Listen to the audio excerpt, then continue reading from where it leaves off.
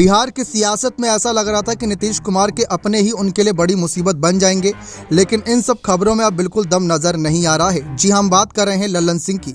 ललन सिंह इन दिनों नीतीश कुमार के लिए काफ़ी मेहरबान नजर आ रहे हैं और लगातार नीतीश की मदद कर रही हैं।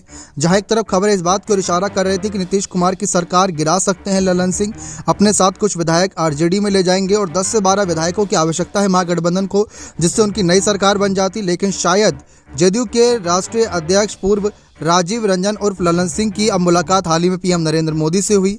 उसके बाद विभाग का बंटवारा जितनी जल्दी से हो गया वही ये बताता है कि जदयू के भीतर ललन सिंह की स्थिति अब भी मजबूत है।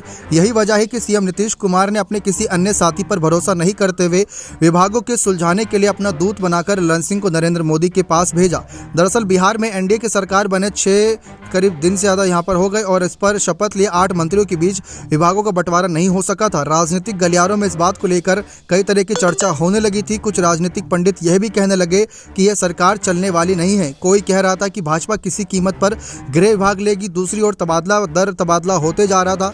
विभाग विहीन मंत्री मुख्यमंत्री की तरफ निगाहें डाले बैठे थे। सरकारी कामकाज पूरी तरीके से ठप पड़ा था।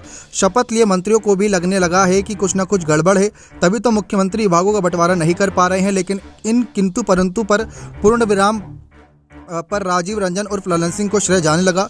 पीएम नरेंद्र मोदी से ललन सिंह की हुई मुलाकात के बाद विभागों के बंटवारों से राज्य में एक संदेश यह गया कि अभी भी नीतीश कुमार के प्रॉब्लम शूटर ललन सिंह हैं। विभागों के बंटवारे को कुछ क्षणों में निदान निकालने वाले ललन सिंह के बारे में कहा जा रहा है कि मंत्रिपरिषद के विस्तार के भी सूत्र लेकर आए हैं।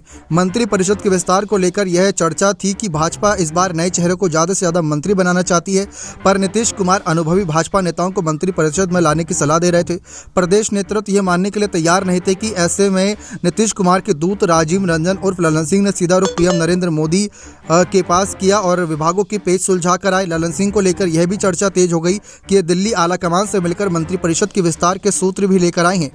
पीएम नरेंद्र मोदी के पास जिस तरीके से मुहर लगवाई गई, ये चर्चा का विषय बना हुआ।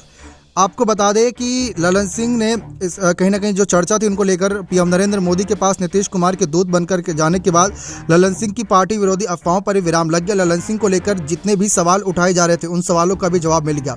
साथ ही साथ इस बात पर ही मुहर लग गई कि ललन सिंह ने मुंगेर लोकसभा चुनाव के लड़ने के लिए ही पार्टी अध्यक्ष पद से इस्तीफा दिया था।